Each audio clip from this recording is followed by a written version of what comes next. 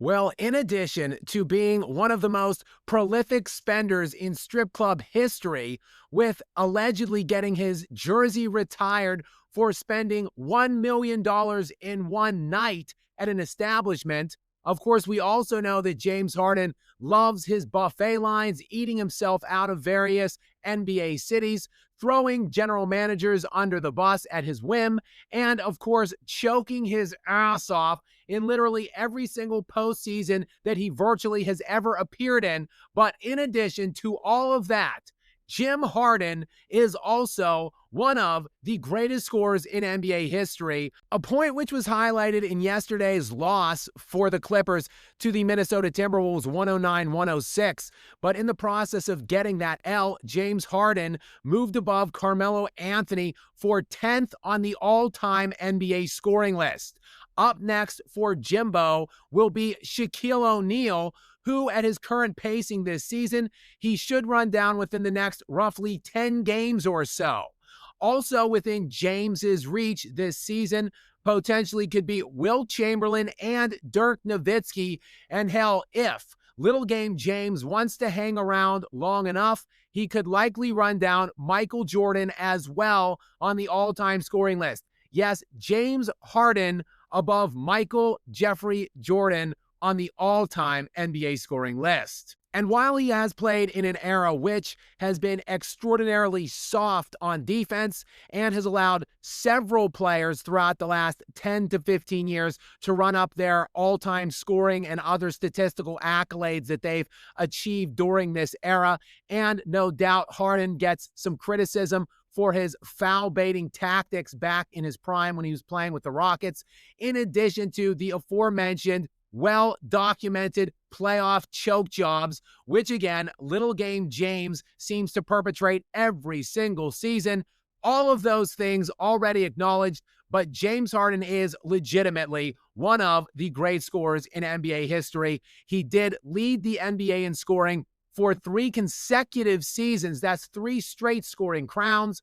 The peak of those 3 seasons being a gaudy 36.1 average, which sits right now as the 7th best mark in NBA history. 7th best, behind only 1 single season by Michael Jordan, and then 5 other seasons by, of course, the human video game Wilt Chamberlain. But that's it. That's the list of players who have had a better single season, at least from a per-game scoring output, than James Harden. But this isn't just a longevity accolade for Harden. He actually was a prolific top-line scorer in his prime. In fact, he still is. He's averaging 27 points per game this season. He dropped a double nickel earlier this year. The 55 in that game moved him into a tie for 3rd all-time in NBA history for most 50-point games, tied with Kobe Bryant now with 25 50 spots. Only Wilt Chamberlain and Michael Jordan stand above James Harden now, again, who is tied with Kobe Bryant. His 25 50-point games, 9 more than LeBron James. And try this one on for size, 16 more than Kevin Durant. That's a bit of a surprise, as KD, who is a prolific scorer in his own right, has only 9 career 50-point games. KD, who has been rocketing up the all-time scoring list himself, he is closing in on Wilt Chamberlain. Kevin Durant should be passing Chamberlain within the next roughly 14 to 15 games based on his current scoring output. And then Dirk Nowitzki will be soon to follow.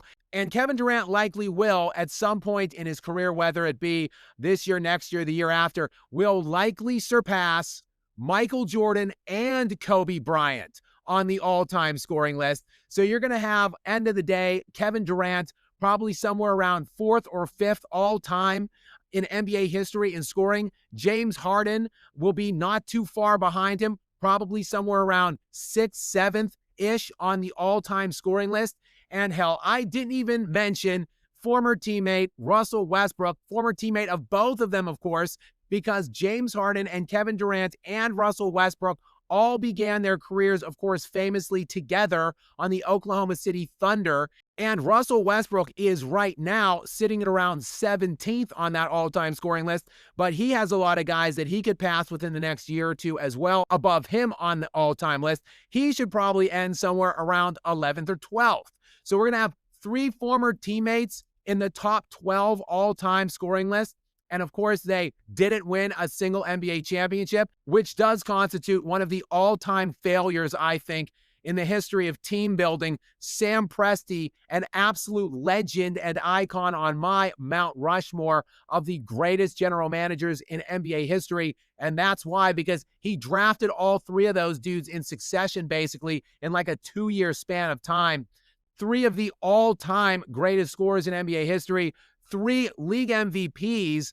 Again, they didn't actually materialize that into an NBA championship, but we see why Sam Presti was able to put together this modern NBA dynasty, which is a fledgling dynasty, which looks like it's going to control the NBA for years to come in this current iteration of the Oklahoma City Thunder. And of course, the Clippers aren't even in the same vicinity or stratosphere as that Oklahoma City Thunder team. The loss to the T-Wolves last night drops the Clippers to only 6-18 now on this young NBA season. That is good for second to last place in the Western Conference. So while the Clippers are going nowhere anytime soon this season or for seasons to come, perhaps Harden might even find himself on the trade block by the time the deadline rolls around in February. However, it seems pretty obvious that whatever jersey James Harden might be wearing for the remainder of the season, he is going to be climbing the ranks of the all-time NBA scoring list for what has been one of the most prolific scoring careers in NBA history.